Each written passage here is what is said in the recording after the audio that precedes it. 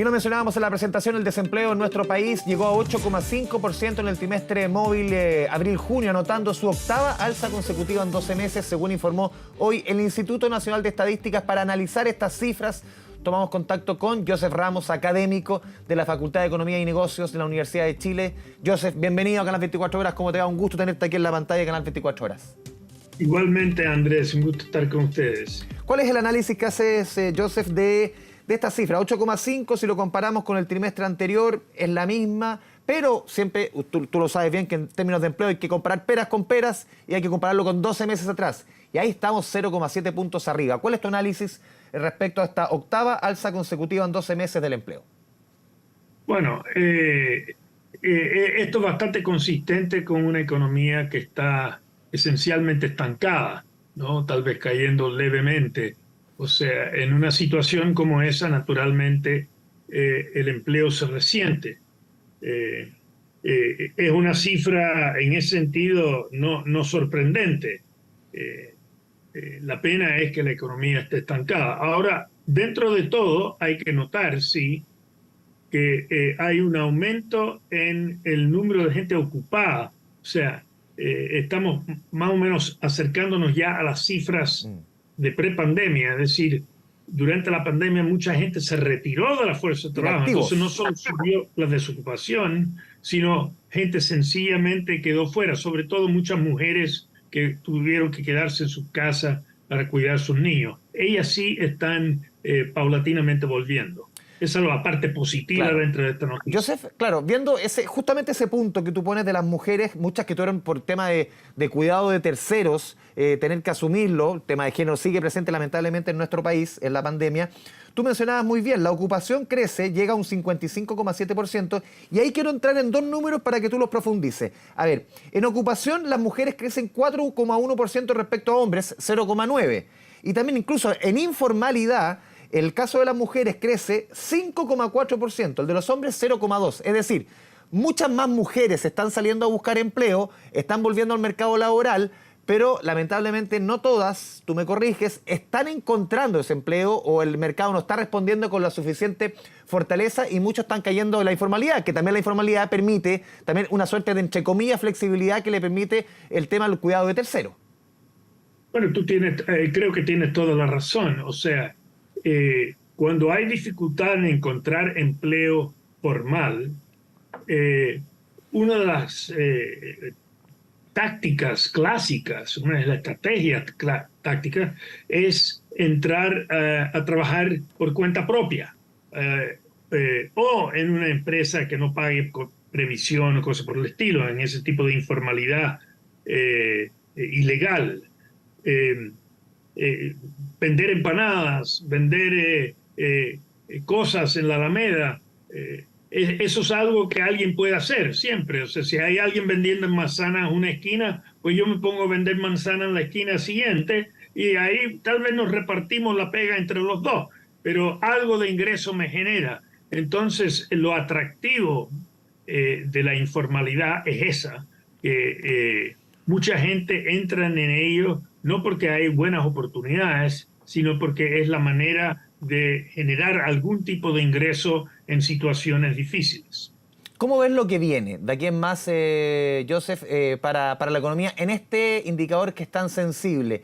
Para muchos quizás esperan que el segundo semestre la economía levante. Uno ve que estacionalmente se va acercando el verano y también el empleo levante. ¿Estamos llegando en el peor momento del empleo? ¿Todavía queda, nos podríamos acercar a los 2 dígitos perfectamente? Yo no creo que lleguemos a los 2 dígitos, pero efectivamente estamos, el invierno, bueno, esta cifra termina en junio, ¿no? Claro, está entrando el invierno. Mayo, junio. Pero cuando a partir de septiembre, octubre, empieza una temporada por razones estacionales exclusivamente, hay mayor empleo. Por supuesto, uno trata de contrastarlo con el mismo temporada, invierno con invierno, primavera con primavera, etc. Entonces va a aumentar el empleo hacia fin de año por razones estacionales, pero efectivamente, como tú dices, se anticipa o muchos analistas, incluyendo el Banco Central, anticipa que sobre todo en el último trimestre del año, o sea, octubre, noviembre, diciembre, ya por razones de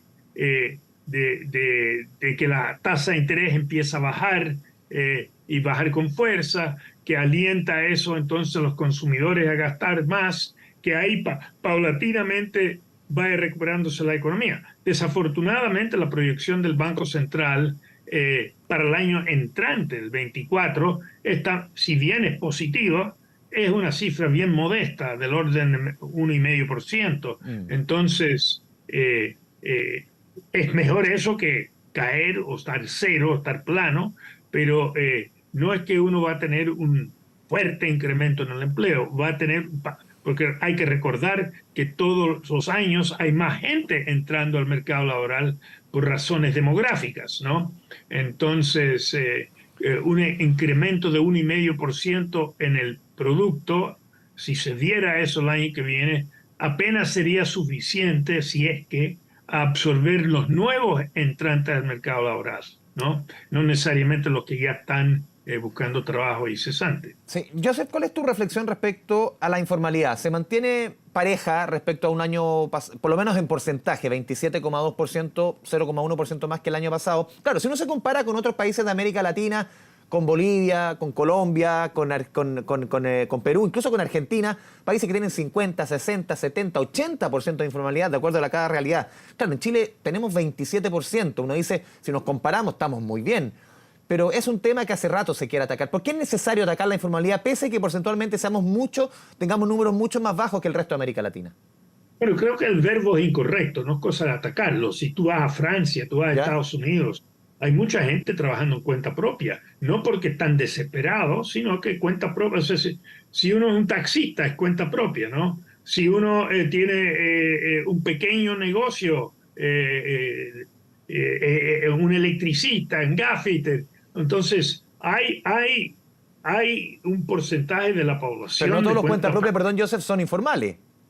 no, todos cuenta propia son informales en ese sentido, o sea, ¿Ya? salvo los pocos que van a cotizar por sí mismos, que son muy pocos. O sea, la informalidad, entonces yo diría la mitad o más de la mitad, o sea, nunca vamos a llegar a menos de 15% Ya. por cuenta propia, y eso sí son informales, informales en el sentido que ellos no cotizan, a no ser que uno le mande detectives en torno a ellos para lograrlo. O sea, ¿cuántos cuentapropistas boletean? Son escasos. Sí, claro, si eres un ingeniero, asesor de una empresa, boletea y eres cuento propio. Bueno, pero a lo que voy es, la informalidad tiende a ser mayor en países de menor desarrollo por esas razones. Y en la medida que vaya el país progresando, cada vez más entran a la fuerza de trabajo como asalariados. Pero yo diría que la mitad van a persistir porque están ahí no por desesperación, sino porque ven oportunidades en ellos. Entonces, paulatinamente ha venido cayendo el porcentaje de empleo por cuenta propia e informal y aumentando el porcentaje asalariado. Y eso va a continuar en el tiempo. Obviamente en periodos recesivos o estancamiento como el actual, sube, porque es una manera que la gente se defiende contra la falta de trabajo en el mercado asalariado. Pero en la medida que la economía empiece a repuntar, eso va a disminuir y la tendencia de 10 años va a ser que siga aumentando el porcentaje asalariado y disminuyendo los informales. Sí. Joseph, este lunes el gobierno debiese presentar su famoso pacto fiscal y esto repercute obviamente en lo que estamos conversando. Se habla de, obviamente, una parte de este pacto fiscal es una reforma tributaria, son medidas pro crecimiento, son medidas de todo tipo que ayuden a que la economía levante, que haya medidas más a largo plazo estructurales para que la economía vaya acompañado una mayor recaudación fiscal con incentivos al crecimiento, a la inversión. ¿Cómo ves tú esa conversación con la realidad del empleo en nuestro país? Bueno, hay que verlo. O sea, la reforma tributaria de por sí no necesariamente ayuda al crecimiento. A primera vista, incluso uno podría decir que la tributación puede frenar el crecimiento.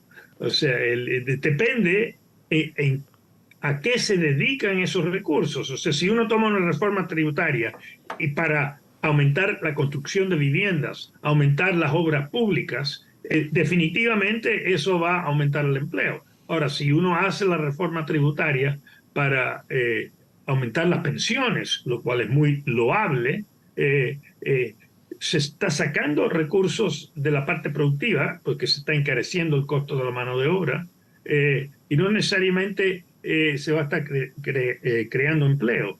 Entonces la reforma tributaria en sí no necesariamente va a mejorar, hay que ver eso. Eso es lo que está en discusión. ¿Cuál es el peso relativo de la reforma tributaria que es para estimular el crecimiento y cuánto simplemente es para atender necesidades sociales y redistribuir ingresos, que tal vez son fines loables, pero no son crecimiento? Sí, por último, Joseph, ¿cómo ves tú también la decisión que va a tomar hoy día el Banco Central, también relacionado con lo que estamos conversando, con el ritmo de la economía, sí, con el crecimiento, con el empleo? Esta decisión, esta reunión de política monetaria que todos dan por hecho, obvio, que el Banco Central va a bajar la tasa, el tema es la magnitud, cuánto, y la velocidad que mantenga esa caída en la tasa en las próximas reuniones. ¿Cómo lo ves tú y cómo eso al final afecta lo que estamos conversando, el ritmo de la economía y el empleo? Eso sí afecta.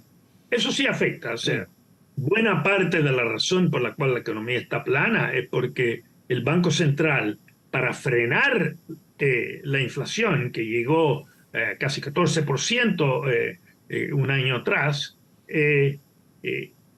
encareció el costo del crédito para que la gente gastara menos. Y eso está dando resultados. Y hay un consenso general que ya ha logrado eso, le ha doblado la mano, la inflación viene cayendo y el tema es con qué velocidad va a bajar. Yo mismo lo bajaría 100 puntos, o sea, un punto porcentual. Bueno, pero se dice que será 0,75, ahí veremos. Pero ¿y esa velocidad después, que es tan importante como lo de hoy, la velocidad que venga el resto del año? Yo creo que al no ser que haya sorpresas negativas en la inflación, va a bajar y probablemente a fin de año esté por debajo del 8% la tasa de interés y continuando a bajar. Se cree que en una economía normalizada, con una inflación en el orden de 3%, tal vez la tasa de política monetaria sería del orden de 4,5 o 5%. Entonces, bueno, y ese sería como quien dice el piso, al no ser que tuviéramos recesión. Entonces, yo creo, y todos los analistas creen, que la tasa va a seguir cayendo y la buena noticia para el consumidor es que en la medida que se abarata el costo del crédito, tanto para su tarjeta de crédito, las compras, lo que sea, que haga con crédito, los televisores y computadores, los autos, viviendas, eso induce a mayor gasto. Siempre que la gente no esté demasiado asustada, o sea, que el crédito sea barato es un incentivo para gastar, pero obviamente si la persona está muy temerosa de su situación de empleo, tal vez no lo gaste o no se arriesgue, ¿no?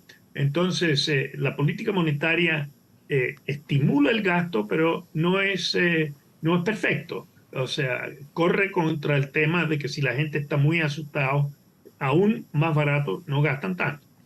Joseph Ramos, académico de la Facultad de Economía y Negocios de la Universidad de Chile, como siempre un placer y un honor conversar contigo a través de la pantalla en Canal 24 Horas. Un abrazo a la distancia, Joseph. Bien, chao, cuídate.